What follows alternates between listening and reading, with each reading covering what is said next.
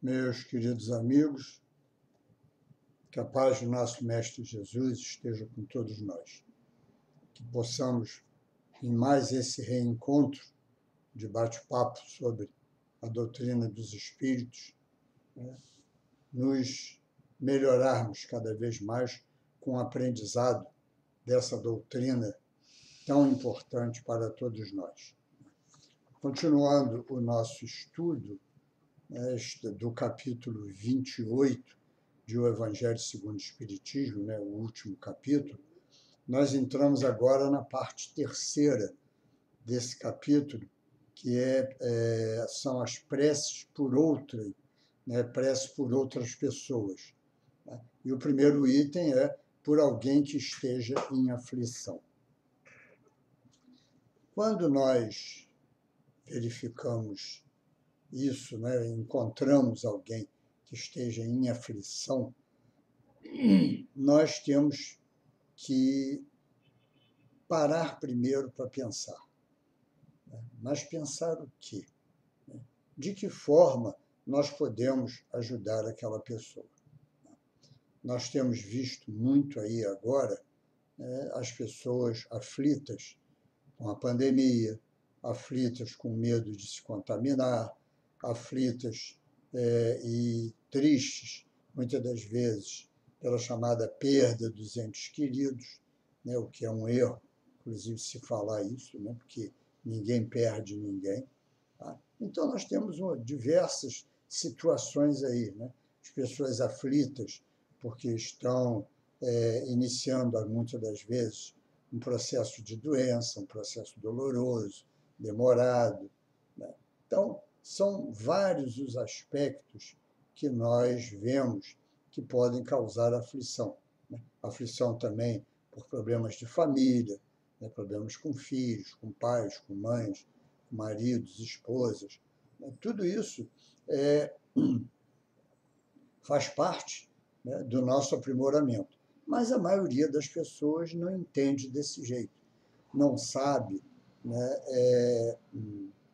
o porquê das aflições, o porquê das dificuldades que nós passamos. As pessoas não entendem isso, não conhecem as explicações que a doutrina traz para nós, tá? E então sofrem. E sofrem também até por uma coisa milenar, um atavismo com o nosso passado muito grande, porque sempre pensamos em descarregar as nossas aflições nas costas dos outros, principalmente nas costas dos santos, dos bons espíritos. Então, num comércio muito grande, em troca, melhoria das aflições, em troca de orações, de oferendas, de rituais e tantas outras coisas mais que nós podemos identificar nas coisas antigas, nos rituais antigos que nós vimos e vemos até hoje. Na grande maioria das pessoas, elas se acostumam sempre a pedir para que os outros resolvam os problemas. E nós, mesmo nos tornando espíritas, nós continuamos do mesmo jeito, não mudamos. Vide aí as caixinhas intercessórias de prece, ou os livros intercessórios, em que as pessoas colocam os nomes lá, nome, endereço, idade, isso e aquilo, em busca de quê? Que os espíritos resolvam os nossos problemas, as nossas dificuldades. Todos nós que somos ou já passamos pela direção de casa espírita ou pela direção de reuniões mediúnicas, que periodicamente fazemos uma análise nesses nomes todos que são colocados lá e encontramos sempre, primeiro, aqueles que muito pedem.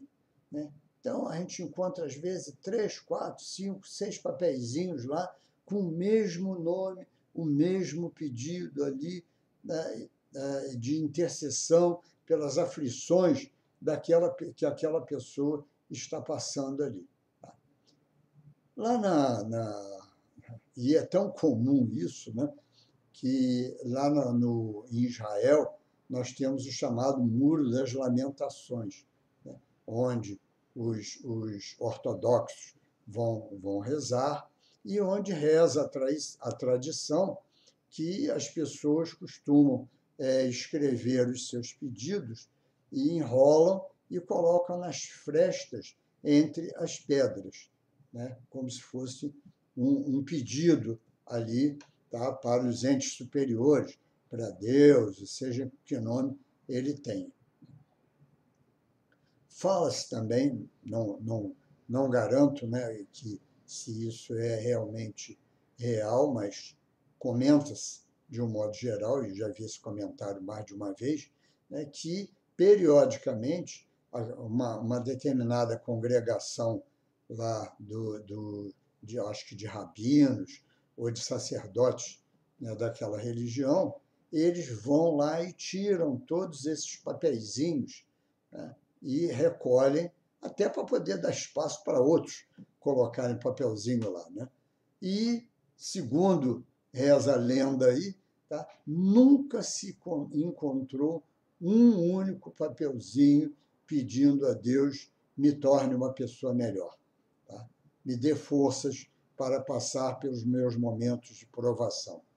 Não, é sempre o pedido de cura, o pedido de melhoria na vida material, e é assim que nós vamos vendo. Tá? Uma curiosidade até, para todo mundo entender isso, né? Certa feita, eu fiz esse trabalho de separação desses nomes durante muito tempo, né, lá no Alto de Souza, na minha casa, tá? E uma vez encontrei algo inusitado, tá, no meio daqueles papeizinhos todos, né? Uma pessoa frequentadora da casa e tudo, pedindo, com o nome dela, pedindo aos bons espíritos que a ajudassem a parar de roer unha. Olha a que ponto chegam as pessoas, a parar de roer unha. Tá? Aí eu quase que disse assim, ó, o melhor remédio para parar de roer unha era aquele remédio dado pela minha avó, né? Uma pimentinha nas unhas, na ponta dos dedos, né? Brincadeira, porque isso aí era um absurdo que se cometia naquela época, mas não deixa de ser uma verdade, né? Então, vejo as pessoas, elas têm essa coisa ainda dentro de si, mas isso a gente traz do passado, né? Aquela quantidade de oferendas que se faziam lá no passado e que as pessoas continuaram fazendo, tá? Sempre pedindo, né, aos avatares, aos espíritos superiores, aos guias, aos santos e tudo para resolver os seus problemas. Ninguém está preocupado em ele próprio resolver os problemas, né? Ninguém está preocupado com isso. E nós vemos, a doutrina espírita nos ensina que os nossos problemas são nossos. Quem tem que resolvê-los somos nós. A doutrina espírita nos ensina também que cada um de nós, tá, tem as suas escolhas, tá, no passado que vão se refletir no presente. Todos nós, de um modo geral, tá, escolhemos as provas pelas quais vamos passar, né, as dificuldades que vamos passar numa encarnação para o resgate, tá, e para, vamos dizer assim, passar por provas inerentes aos erros do passado. Então, isso é o que nós vamos aprender. Mas, lembro bem, a grande maioria das pessoas não entende isso.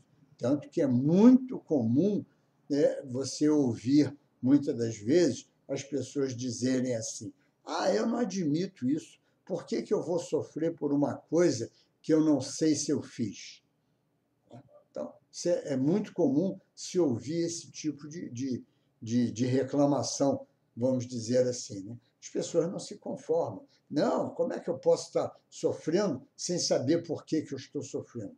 Qual a origem do meu sofrimento? Esquecendo que bastava parar, sentar e analisar o sofrimento. Tá? Bastava analisar o sofrimento. É de cunho moral? Tá? Quais foram os desvios morais que eu cometi no passado para hoje estar debaixo daquela aflição muito grande? Né? Se é de cunho físico, através de doenças renitentes, doenças ali que nós trazemos muitas das vezes desde o berço e tudo, vamos olhar o que eu fiz com o meu corpo. Né? O que eu fiz no passado para que eu desenvolvesse atualmente essa doença? Qual o objetivo da doença? Então, nós vemos que nós aprendemos tudo isso dentro da doutrina espírita. E nós temos que levar esse conhecimento aos nossos semelhantes. Não podemos, da noite para o dia, achar que todo mundo vai entender isso. Não, nós temos que levar esse conhecimento gradativamente. Vamos receber negativas? Vamos. Vamos receber aqueles céticos que não aceitam, não entendem e não acreditam nessas coisas todas? Vamos. Tá? Tudo isso vai fazer parte da nossa evolução pessoal. Olha aí o desenvolvimento da persistência, da solidariedade, da fraternidade, da humildade, da resignação, da aceitação, da misericórdia. Olha quanta coisa nós vamos aprender levando esses ensinamentos aos outros que não aceitam. Mas não podemos esquecer que nós estamos numa hora dessa fazendo o quê? Sendo o semeador. Os terrenos que nós vamos encontrar pela frente são os mais difíceis, desde o terreno pedregoso, ou seja, do coração embrutecido, até aquele receptivo. Mas temos que fazer como semeador, não precisamos parar. Vamos em frente, que o semeador não parou nenhuma vez, pelo menos não consta da parábola que ele tenha parado. Então, vamos em frente, né? Vamos fazer a nossa parte. É muito importante. E, mais uma vez, eu volto a falar, tem sido uma tônica nos estudos que nós fazemos. Mais uma vez, vamos utilizar tudo isso agora, nesse momento de pandemia, nesse momento de dificuldade pelo qual todos estão passando. Vamos socorrer os aflitos, tá? Pela palavra, tá? Vamos socorrer pelos nossos atos, pelos nossos gestos. Vamos fazer as coisas certas, ou seja, vamos levar o conhecimento a cada um, levar todos a raciocinar. É disso que nós temos que fazer. Vamos levar cada um a raciocinar. Tá? No domingo passado, eu tive a oportunidade de estar na casa de uma cunhada, né? E um irmão meu, ele desencarnou no início do ano. Não foi de Covid nem nada, não. Problemas, complicações advindas de outras doenças. Né? E ele desencarnou. E ela até hoje, né, você vê, isso foi em janeiro, nós estamos em novembro e até hoje ela fica naquela coisa, naquela angústia, naquele sofrimento, aquela dor. E aí, então, eu estava dizendo para ela isso, era até aniversário dela, e eu estava dizendo para ela, vem cá, deixa eu te falar uma coisa. Você gostava do meu irmão, né? Tanto que vocês tinham mais de 50 anos de casados. Então, por que você está impondo a ele um sofrimento? E ela ficou assim, meio assustada quando eu falei isso. Eu falei, você está impondo a ele. Sabe por quê? Olha só, qual é a sua religião? Católica, né? O que você acredita no catolicismo? Que todos nós, ao morrermos, tá, vamos ou para o céu, ou para o inferno, para o paraíso, né, para qualquer um lugar nós vamos. Mas isso, se nós vamos, significa que nós estamos vivos. Tá? Significa que nós estamos vivos. Ora, se nós estamos vivos, continuamos o nosso relacionamento. Os nossos entes queridos não nos deixam, tá, por completo. Eles mantêm uma ligação conosco. Direta ou indiretamente, eles continuam avivando essa ligação. E todas as vezes que você sofre, todas as vezes que você fica aí acabrunhada pelos cantos e tudo mais, você está irradiando através do seu pensamento, tá? Uma dor que está atingindo ao teu ente querido.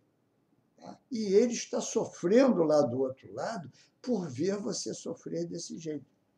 Ele não pode, talvez, por dificuldades ou por necessidade própria, não pode se comunicar com você, comigo ou com qualquer outro. Isso não se dá assim, com essa facilidade. Né? Mas ele sente isso. Ele sente. E você atrapalha, tá? Até a própria acomodação dele lá na espiritualidade. A evolução, o progresso, o caminhar dele. Tá? Tenha certeza absoluta de que o dia que você também partir, tá, para o outro lado do caminho, tá, você vai reencontrá-lo. Com certeza, estará de braços abertos à sua espera. Mas o que você não pode é colocar essa dor, esse sofrimento em cima dele. Então vejam que é isso que nós temos que levar a muitas pessoas. São esses os ensinamentos que nós temos que passar, tá? Mostrar às pessoas que não pode ficar daquele jeito. A vida continua, nós continuamos, nós estamos aqui. Tá? Vamos lá, né? Ele está num outro caminho, ele está num outro lugar. Vamos olhar o nosso ente querido como alguém que está viajando. Tá? Alguém que está viajando e está lá num lugar em que o celular não funciona direito. Então, ele não consegue se comunicar conosco. Tá? Fazendo uma comparação com o mundo moderno, né? Mas vamos fazer isso. Tá? Vamos levar, acalentar esses companheiros que estão aí em aflição. Nós podemos fazer isso também, tá? Com muitas pessoas. A gente conhece pessoas que vivem do passado. Tá? Ah, eu poderia ter tido isso, eu poderia ter sofrido, não sei mais o quê, mas não sofreu, não teve. Ah, porque eu poderia ter tido um infarto, mas não teve. Socorreu a tempo, está aí bem de saúde. Então, por que vai continuar só pensando dessa maneira? Tá? Quantas pessoas nós conhecemos que são assim? Tá? Nós temos que mostrar isso. A vida continua. Tá? A medicina está aí com todo o seu modernismo, com todo o seu avanço, exatamente para quê? Para minorar as nossas aflições, para minorar as nossas dores. Quantos tratamentos hoje existem que não existiam há 40, 50 anos atrás? Olha a evolução da medicina, olha a evolução da equipagem que nós temos hoje para uma cirurgia, para um exame. Né? Nós vemos aí que nós somos virados pelo lado do avesso através de exames, sem que haja um corte, sem que haja a famosa, e que existia antigamente, cirurgia exploratória, né, em que se abria uma pessoa para ver se conseguia descobrir qual era o problema dela. Vejam quanto a medicina avançou. Hoje você faz uma ressonância, uma tomografia, uma ultrassonografia, e ela espelha o teu corpo inteirinho. Isso é para quê? Para nos dar, tá, um bem viver, para diminuir as nossas aflições. Se você tem remédios e tem os exames preventivos aí, tá, utilize tudo isso, faça tudo isso. Então, vamos encaminhar essas pessoas. Né? Nós tivemos aí, né, o Setembro Amarelo, que foi o problema da prevenção do suicídio, o Outubro Rosa, prevenção do câncer de mama. Agora temos o Novembro Azul, que é a prevenção, tá, do câncer de próstata. Mas isso tem que ser feito o ano inteiro. Ah, não é só no mês de setembro, outubro, novembro. Não. Na prevenção do suicídio, ela é eterna, é permanente. Nós temos que estar atentos o tempo todo para ver quem está em aflição, quem está em depressão, quem está já pensando mal, já tendo pensamentos mórbidos, doentios, se afastando de todo mundo. É esse aí que precisa de auxílio, é esse que precisa de ajuda, é esse que precisa de amparo. Tá? Então, temos que estar presente junto a cada um deles.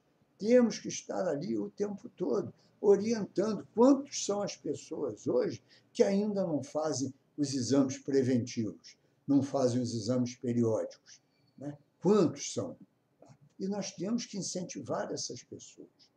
Vai querer o quê? Diagnosticar quando não há mais retorno? Não, vamos nos prevenir. Tá? Vamos nos prevenir sempre. Tá? Sempre, sempre, sempre. É isso aí. São dádivas divinas. Os benfeitores da humanidade trazem todo esse avanço que existe na espiritualidade para nós, tá? Para o quê? Para serem utilizados. O quanto nós deixaríamos de ficar aflitos, de sofrer, tá? Se tomássemos essas medidas todas. Tá? Por quê?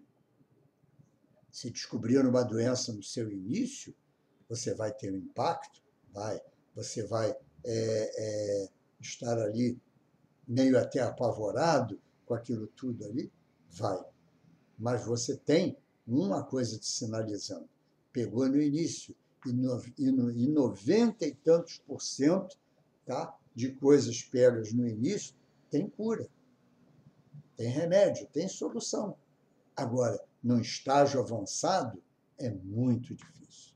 É muito difícil. Então, esse é um trabalho nosso também de conscientização das pessoas, para que elas não vivam ali em aflição depois demasiada.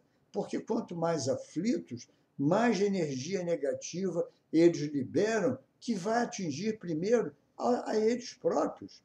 Tá? Vai acelerar, muitas das vezes, um processo de doença, tá? Pelos desequilíbrios, pelo desequilíbrio mental, pelo desequilíbrio emocional.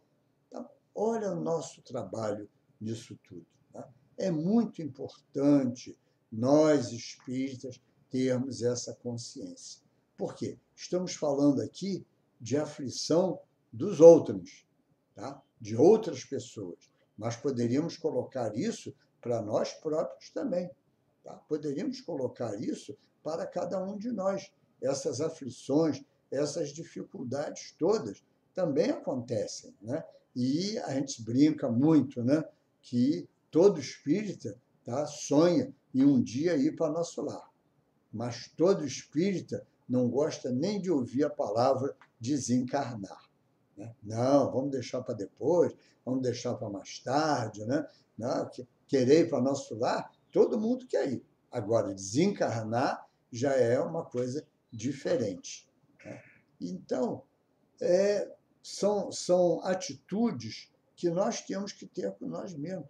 Consciência de tudo aquilo que está nos passando. Até porque quando você tem consciência, tá, de que aquilo que você está passando são dificuldades necessárias, tá, ao seu desenvolvimento, tá, e então fica mais fácil, tá, você passar as coisas para o seu semelhante, passar para os outros. Então, é importante que nós façamos isso. Primeiro, aplicar o remédio a nós mesmos. Né? Primeiro, utilizarmos isso tudo conosco. Para o quê? Para podermos nos fortalecer para passar para o nosso semelhante. Então, isso são coisas que nós temos que aprender, nós temos que estudar, nós temos que praticar. Tá? Manuel nos diz, a melhor coisa que nós podemos fazer pela doutrina espírita é divulgá-la, mas ele continua, e o melhor meio de divulgá-la é exemplificar. Então, nós temos que fazer isso, exemplificar. Então, vejam que quanto trabalho nós temos. Mas, mesmo assim, tá, as coisas são difíceis, tá, a gente não consegue o acesso àquelas pessoas. Então, Kardec nos coloca aqui a oração, né, por aqueles que estejam em aflição. Tá? Então, nós temos que ver isso daí, que nós não podemos fazer algo por alguém, nós não podemos ajudar alguém, nós não podemos estar diretamente com alguém, vamos então orar por ele. Mas então, vejamos só, né? Olha o prefácio que Kardec nos coloca aqui. Se é do interesse do aflito que a sua prova prossiga, ela não será abreviada a nosso pedido.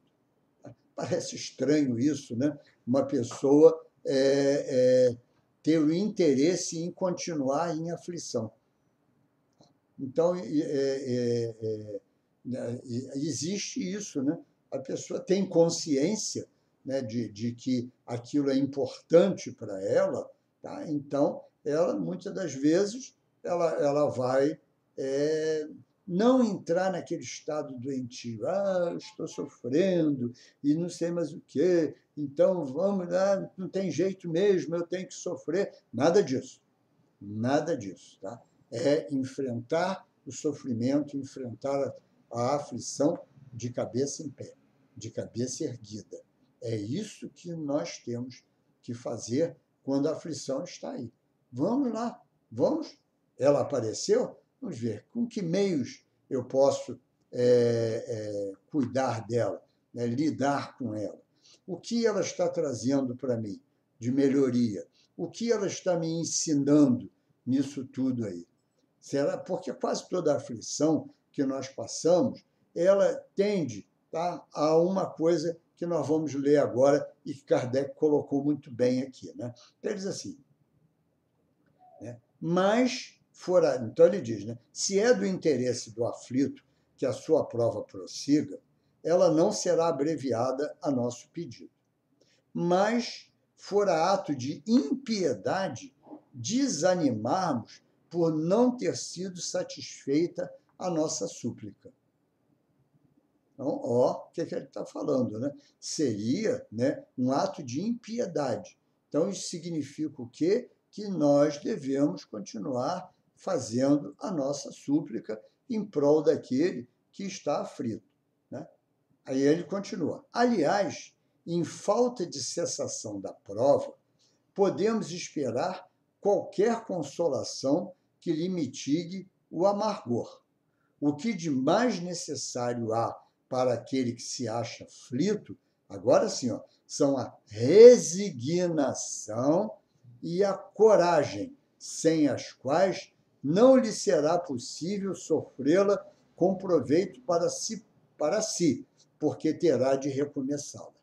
Então, olha só, está aqui a finalidade da aflição. Você conquistar a resignação e a coragem para enfrentar aquilo dali. Vejam que ele fala, não naquela resignação, como eu citava ainda há pouco, eu estou sofrendo mesmo, não tem jeito, vou continuar sofrendo. Não. Tá? A resignação de aceitar a aflição como algo necessário para você. Tá? Mas, ao mesmo tempo, desenvolver a coragem, tá, de se manter de pé, de enfrentar de frente. Eu estou sofrendo por quê? Vamos procurar. O que eu posso fazer para minorar essa aflição? Quais os recursos que eu tenho à minha volta para continuar, para diminuir essa aflição que eu estou sofrendo? Vamos utilizá-los. Vamos ter a coragem de enfrentar de peito aberto essa aflição. Não, ela faz parte. Ela está me ensinando algo, né? Veja, a resignação é uma delas, a paciência também é outra. Né? Então, nós temos, tá, esse produto maravilhoso da aflição. Né? Então, aí ele diz, né? Por quê? Porque se você murmura, se você reclama, se você não se acha injustiçado, né? Por que Deus fez isso comigo? Por que os meus mentores me abandonaram? E não sei mais o quê. Quer dizer, olha o absurdo que nós falamos. Tá? Então, nada disso resolve o problema. E, pelo contrário, agrava, porque você não aceita aquela provação daquele momento. E se você não aceita, ela não vai ter proveito nenhum. Você não vai conseguir, tá, resgatar, tá, o motivo daquela aflição. Você não vai conseguir, tá, superar aquilo dali progredindo. Você vai ficar mais ou menos estacionário e vai ter que repetir um dia toda aquela provação, até você aceitá-la, tá, como um mal necessário ao seu progresso, à sua evolução. Tá? Então, por isso, e Kardec continua, é, pois, para esse objetivo que nos cumpre, sobretudo, orientar os nossos esforços, quer pedindo-lhe venham em auxílio os bons espíritos, quer levantando-lhe o moral por meio de conselhos e encorajamentos, quer, enfim, assistindo materialmente, se for possível. Então, veja o que Kardec está colocando para nós aqui, tudo aquilo que nós já falamos antes, né? Tudo aquilo que nós já falamos antes, né? Ou seja, né, levantando moral através de conselhos, né? E, se for possível, também assistindo materialmente, se for o caso, né, de dificuldades materiais. Então, vamos lá, vamos ajudar aquela pessoa ali. Então, é muito importante tudo isso daí. Vejam, nas nossas orações, podemos sim pedir aos bons espíritos, tá, que deem força àquela pessoa para enfrentar aquela dificuldade. Nunca pedir aos bons espíritos para que retirem aquela dificuldade. Não, porque nós não sabemos qual a origem, qual o motivo daquela dificuldade que aquele companheiro está passando. Por que ele está passando por aquilo? Tá? Nós não sabemos, não temos uma ideia disso. Então, não temos o direito de interferir naquela prova daquele companheiro. O único direito que nós temos é de pedir as forças para aquele companheiro suplantar aquela dificuldade, aquela prova. É como se estivéssemos, e podemos até estar também, né, nos momentos de dificuldade dos nossos irmãos, dos nossos amigos, né, estar ali do lado e dizer, olha, eu não posso tirar de você aquilo que você está passando, mas eu estou aqui, ó, oferecendo o meu braço para que você se apoie nele e nós dois juntos vamos caminhar. Nós dois juntos vamos progredir. Eu estarei sempre aqui do seu lado, ajudando você nesses momentos aí, tá?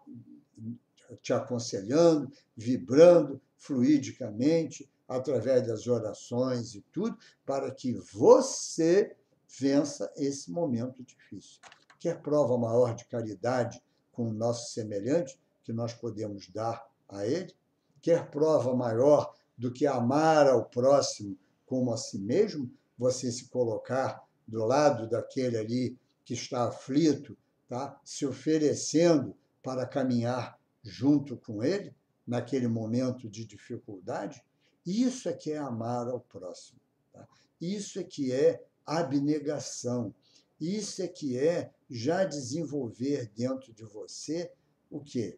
Tá? A paciência, a resignação, a humildade de estar ali do lado daquele companheiro, naqueles momentos difíceis.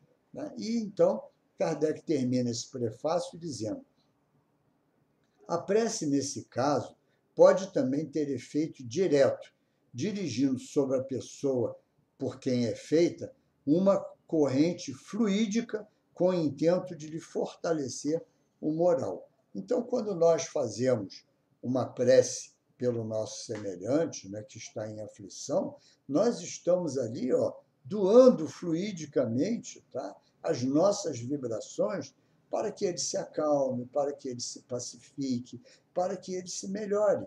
Tá? Quem sabe, até através das nossas vibrações, nós não vamos dar a ele um momento de paz, de sossego, de harmonia. Né? Quem sabe isso? Quem sabe se nós não vamos, naquele momento ali, né, proporcionar a ele aquele momento de calma, em que ele possa refletir, em que ele possa abrir os seus próprios olhos ali. Né? Então, a prece é importante, mas nunca feita para acabar com o sofrimento, com a aflição de alguém. Não, as nossas preces devem ser sempre para levantar o moral daquele companheiro, para fortificar nele, principalmente, a perseverança, a coragem de enfrentar tudo aquilo ali que está acontecendo. Né? Então, aí nós vemos a prece, né, que Kardec coloca aqui. Né? Deus de infinita bondade, digna de suavizar o amargor da posição em que se encontra fulano, se assim for a tua vontade. Bons espíritos, em nome de Deus Todo-Poderoso, eu vos suplico que o assistai nas suas aflições. Se no seu interesse elas lhe não puderem ser poupadas, fazei compreenda que são necessárias ao seu progresso. Dai-lhe confiança em Deus e no futuro, que lhes tornará menos acerbas. Dai-lhe também forças para não se sucumbirem ao desespero, que lhes faria perder o fruto de seus sofrimentos e lhe tornaria ainda mais penosa no futuro a situação. Encaminhai para ele o meu pensamento, a fim de que o ajude a manter-se corajoso. Então, vemos, né, que o tempo todo aqui, nessa sugestão de prece, Kardec nos fala isso, né? É levantar o moral, dar forças àquele companheiro para ele suplantar aquela dificuldade. Né? E logo a seguir, ele coloca para nós, né, a ação de graças por um benefício concedido a outra pessoa. Né? E é muito interessante, porque ele vai colocar para nós, né? Quem não se acha dominado pelo egoísmo, rejubila-se com o bem que acontece ao seu próximo, ainda mesmo que não haja solicitado por meio da prece. Né? Então, quer dizer, só o egoísta é que não fica feliz de ver o seu semelhante feliz. Só o egoísta não encontra aí, tá, a oportunidade, tá, de se regozijar, de se alegrar, tá, de ver que alguém superou uma aflição, né, que ele venceu aquela aflição, aquela dificuldade toda. Então, e até lá no Livro dos Espíritos, né, nós encontramos, em relação a fazer o bem, né, e serve para todo esse nosso estudo de hoje, uma resposta dos Espíritos que diz: não há quem não possa fazer o bem.